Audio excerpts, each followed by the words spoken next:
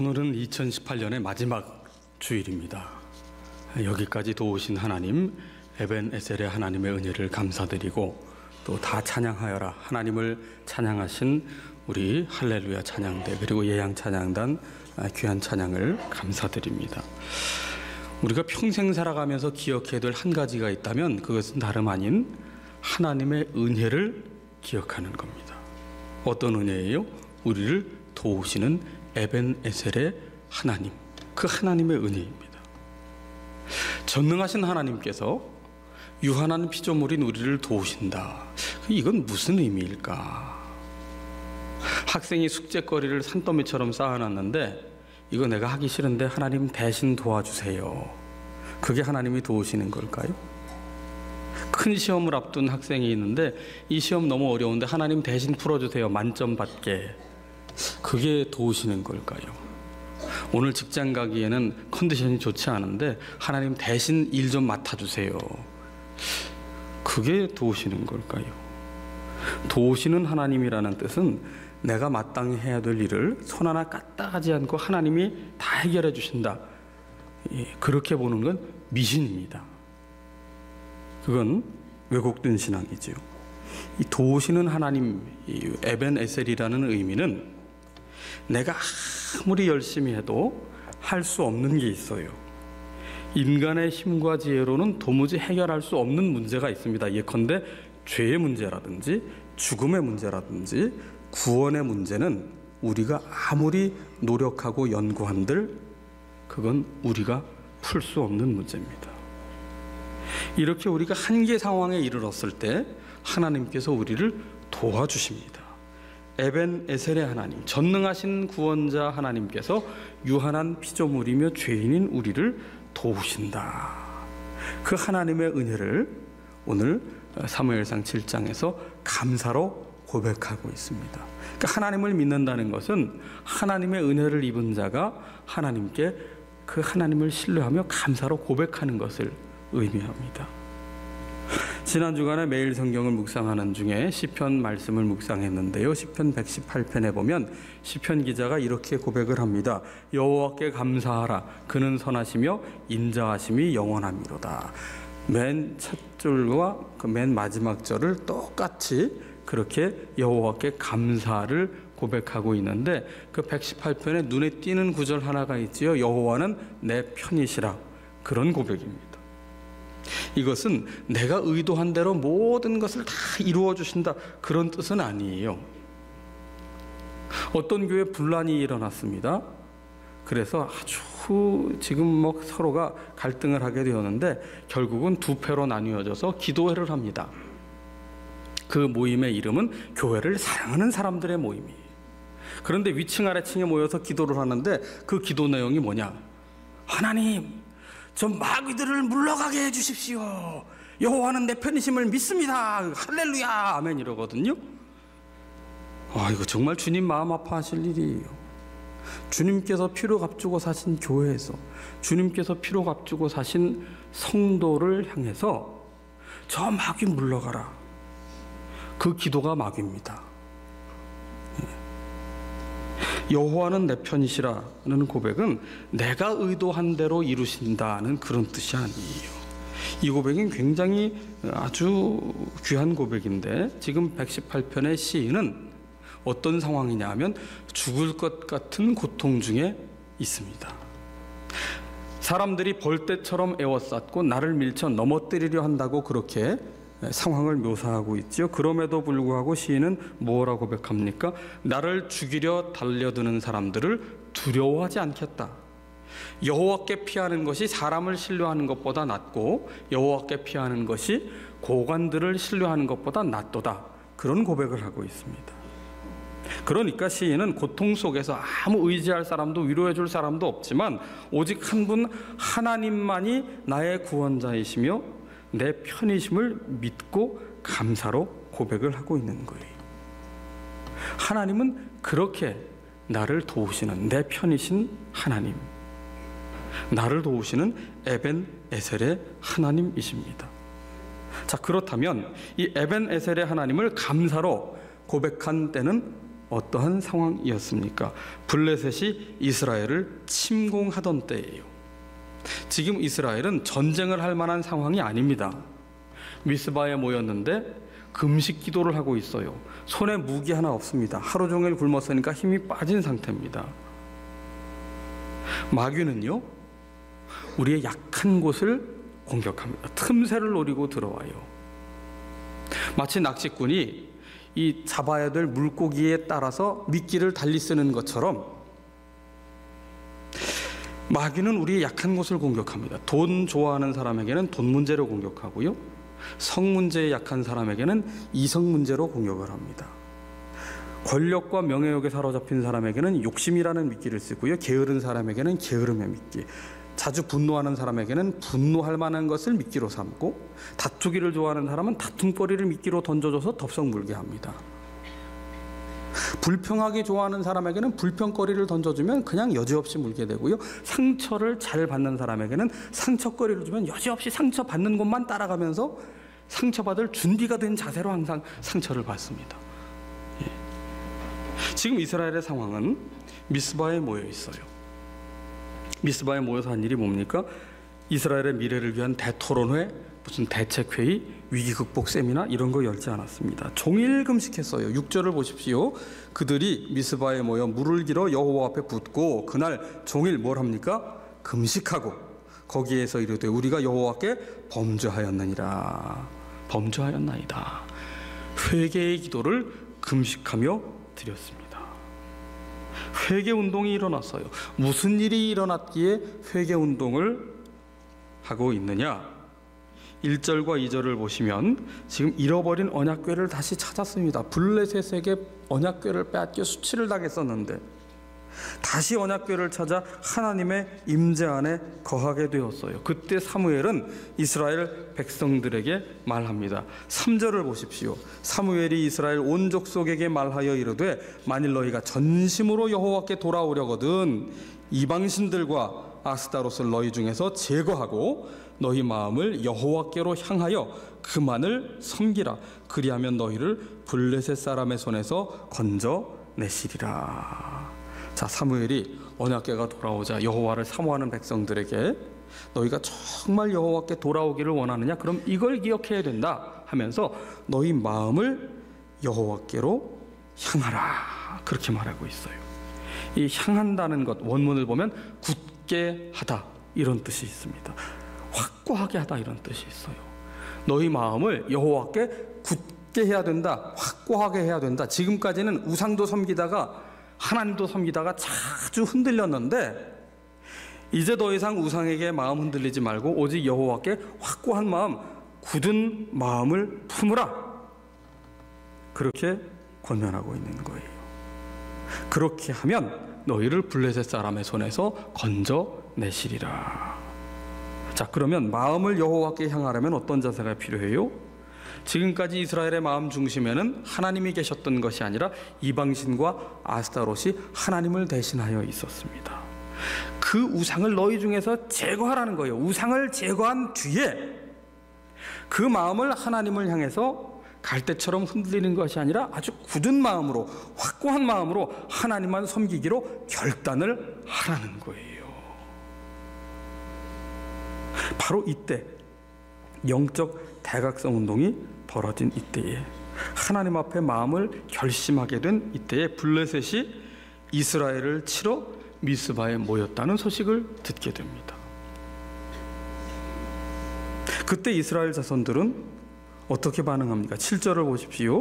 이스라엘 자손이 미스바에 모였다 함을 블레셋 사람들이 듣고 그들의 방백들이 이스라엘을 치러 올라온지라. 이스라엘 자손들이 듣고 블레셋 사람들을 두려워했다. 이 블레셋 사람들이 바로 미스바, 금식 기도하는 그 코앞에 와서 진을 치고 있다는 소식을 들을 때 이스라엘 백성들은 두려워했습니다. 지극히 자연스러운 반응이에요. 왜? 이들은 이미 블레셋에게 여러 번 패한 경험이 있어요. 만만하게 보고 나갔다가 수천 명이 죽었고, 두 번째, 언약궤가 있어야 된다. 하나님의 임재를 상징하는 언약궤가 있으면 우리가 안 질 것이다. 나갔는데 질 뿐 아니라 언약궤마저 빼앗겼어요. 그래서 두 번의 전쟁에서 37,000명이 죽었습니다. 이들은 블레셋 앞에 실패의 경험, 상실의 경험을 했기 때문에 또다시 블레셋이 코앞에 왔다는 소문에 다시 한번 이러한 패배의 경험이 반복될까, 가족을 전쟁터에서 잃어버리는 경험을 하게 될까 두려움이 위축이 되었던 거지요. 그런데 이러한 위기 상황에 이스라엘 백성들의 반응을 보세요. 이어지는 8절을 보십시오. 이스라엘 자손이 사무엘에게 이르되 당신은 우리를 위하여 하나님 여호와께 쉬지 말고 부르짖어 우리를 블레셋 사람들의 손에서 구원하시게 하소서. 사무엘에게 무엇을 부탁합니까? 기도를 부탁하고 있어요. 이들은 가장 먼저 블레셋이 코앞에 왔다는 소식을 들을 때 무엇을 했느냐 하면 하나님께 기도할 것을 요청합니다. 여호와께 쉬지 말고 부르짖어 주십시오. 이 쉬지 말고라는 것은 침묵하지 말라는 거예요. 여호와께 침묵하지 말고 부르짖어 우리를 블레셋 사람들의 손에서 하나님께서 구원하시도록 해주십시오. 성도의 가장 강력한 무기는 뭡니까? 기도입니다. 기도보다 더 큰 능력이 없어요. 다른 것 해보다가 마지막에 하다 안 되니까 기도나 해볼까? 여러분, 이건 기도의 바른 자세일 수 없습니다. 성도에게 기도보다 더 우선할 것이 없어요. 기도하는 한 사람이 기도 없는 한 민족보다 낫다는 말이 있습니다. 예수님께서 변화산에서 내려와서 그 귀신 들린 아이를 고쳤을 때 제자들에게 하신 말씀이 있어요. 기도 외에는 이러한 유가 나갈 수 없느니라. 에베네셀의 하나님의 은혜를 기억하는 사람, 하나님께 마음을 확고히 정하여 우상을 제거하고 회개하며 하나님만 섬기기로 작정한 사람은 누구냐 하면 하나님께 기도하는 사람이에요. 위기를 만났을 때 이스라엘은 다른 전쟁의 전략을 수립한 것이 아닙니다. 다 죽게 되었다고. 왜 이렇게 되었느냐? 우리가 미스바의 모임 때문이다. 왜 모였느냐? 사무엘이 모이라고 했다. 그래서 우리가 빈손으로 오지 않았느냐? 사무엘이 블레셋과 공모해서 우리를 다 죽게 한 것 아니냐? 불평하거나 유언비어를 만들어내지 않았습니다. 우리는 어려운 일이 생기면, 당황스러운 일이 생기면 일단 누구 꼬투리 잡을 사람부터 물색을 하고 그 다음에 거기에 모든 원망과 불평을 다 쏟아 놓아요. 거기 하나님께서 역사하시지 않습니다. 쪼개지는 역사밖에는 없어요. 그런데 블레셋이 미스바에 이스라엘을 치러 온 그때 이스라엘 백성들은 사무엘에게 무엇을 요청했어요? 단 하나만 요청합니다. 우리를 위해 우리 하나님께 쉬지 말고 부르짖어 우리를 블레셋의 손에서 구원하시게 하소서. 보세요. 우리 하나님께 기도해달라고 요청합니다. 얼마 전까지만 해도 이방신 우상과 아스타로스를 하나님보다 더 섬겼던 백성들인데 이들이 하나님께 마음을 향하고 마음을 굳게 하고 확정하고 하나님만 섬기기로 작정하고 우상을 제거하고 회개의 기도를 드리게 되자 이들은 우리 하나님께 기도합시다. 쉬지 말고 부르짖읍시다. 이스라엘을 블레셋의 손에서 구원할 분은 오직 하나님 한 분이십니다. 이런 믿음의 고백을 지금 하게 되었다는 것이죠. 이스라엘은 위기 앞에서 하나님만 전심으로 신뢰하는 그 믿음을 우리에게 보여주고 있습니다. 이게 가능했던 이유는 뭡니까? 3절에 너희 마음을 하나님께로 향하여 그만을 섬기라 한 그 말씀대로 순종했기 때문이에요. 마음을 정하고 하나님만 섬기기로 결단하고 그 마음속에 있던 다른 우상을 다 제거하며 회개의 운동, 영적 대각성 운동을 금식하며 행하였기 때문입니다. 성도의 힘은 기도로부터 나오는 거예요. 하나님을 섬기는 증거는 믿음의 기도입니다.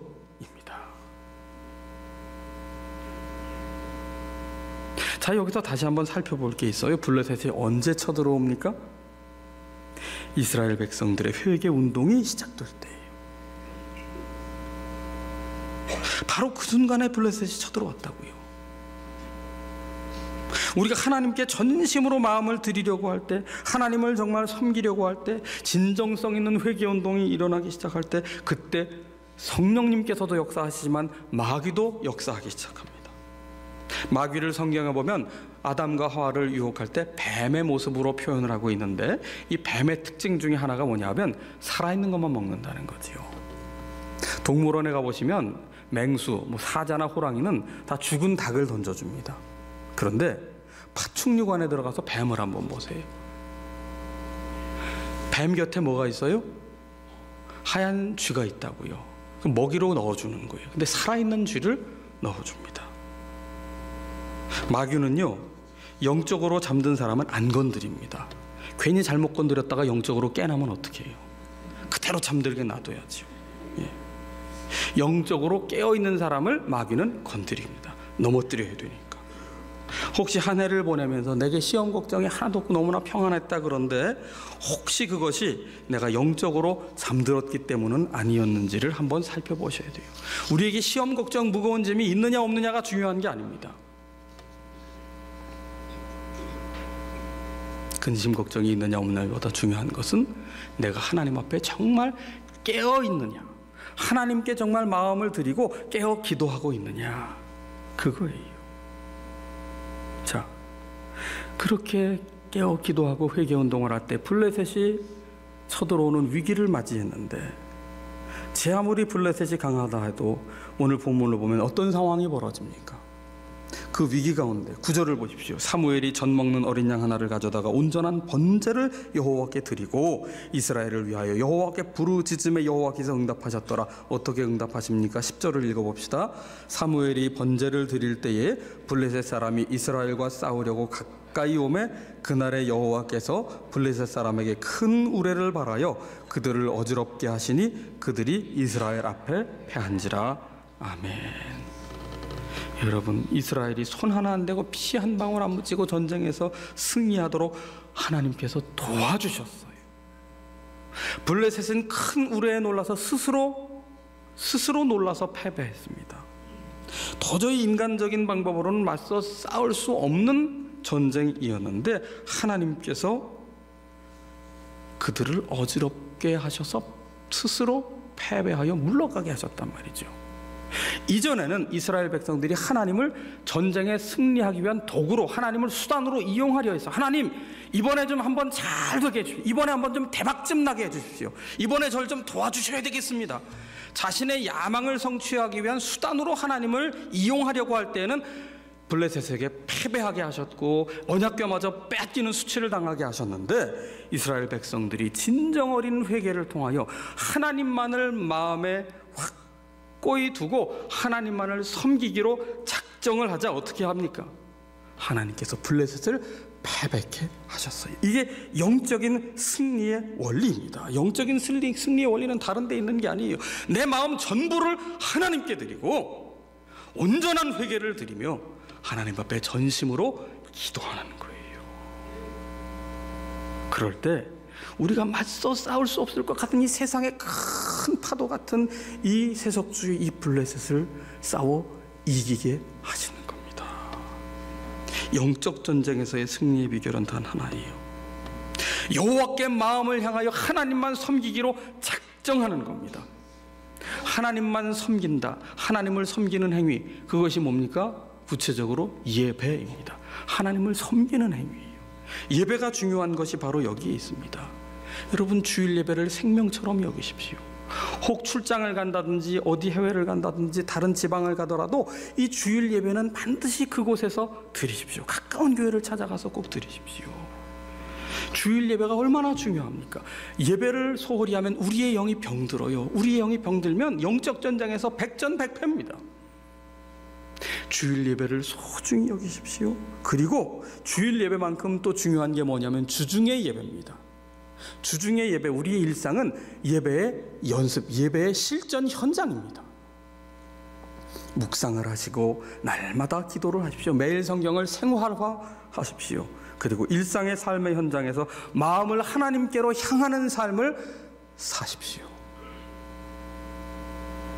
수없는 블레셋이 도처에서 우리에게 미끼를 던지고 있지만 그곳에서 하나님께 내가 마음을 굳게 하겠다, 내가 하나님 앞에 온전히 엎드려 기도하겠다, 그렇게 하나님을 향하여 드리십시오.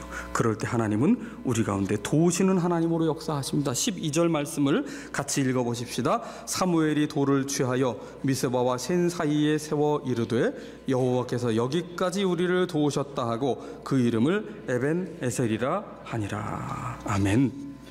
사무엘이 기념비를 세웠어요. 그런데 사무엘의 승전 기념비가 아니고 하나님께서 우리를 도우셨다, 하나님의 승전비를 세웠습니다. 이게 참 중요해요.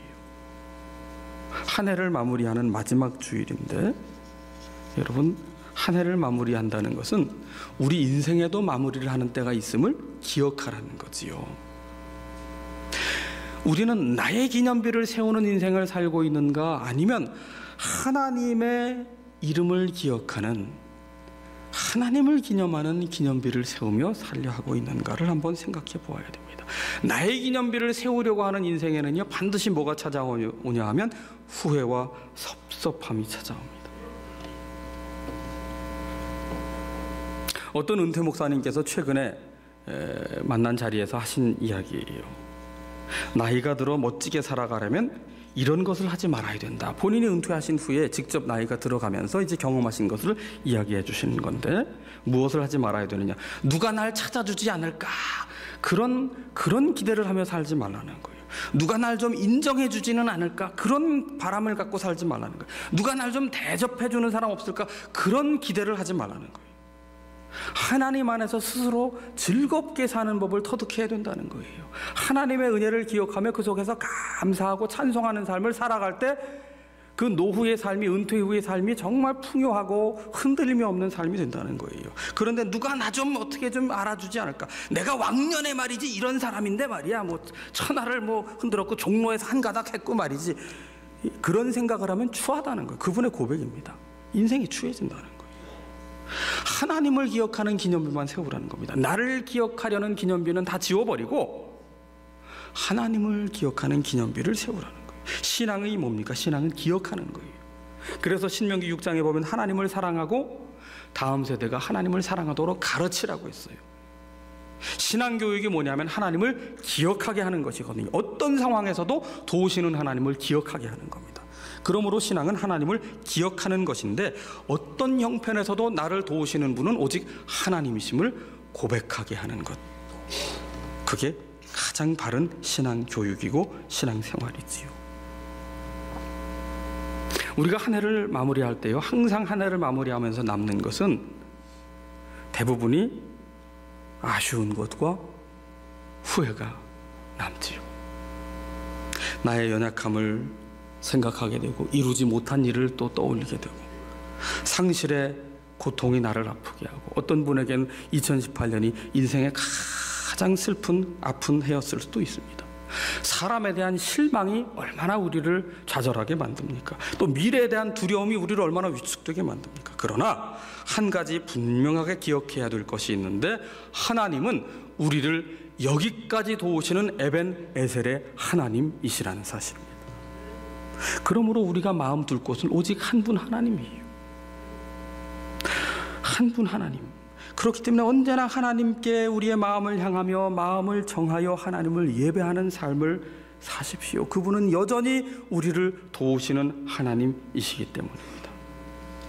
한 걸음씩만 주님과 동행합시다. 너무 이루지 못할 기대를 가지면 더 실망이 크게 되어 있어요. 한 걸음씩만, 하루 한 걸음씩만 주님과 동행하기를 연습하십시오. 그리고 말씀과 기도로 주님과 동행하시고, 그리고 신앙생활은 홀로 하는 것이 아니, 초대교회로부터 지금까지 신앙생활은 홀로 한 적이 없습니다. 말씀으로 함께 세워가야 돼요. 함께 성도들과 함께 주님을 향해 나아가십시다. 그래서 하나님 나라에 이르는 그날까지, 하나님께서 우리를 부르시는 그날까지 나를 도우시는 하나님을 신뢰하며 그 은혜를 기억하며 감사로 살아가는 우리 모두가 되기를 원합니다.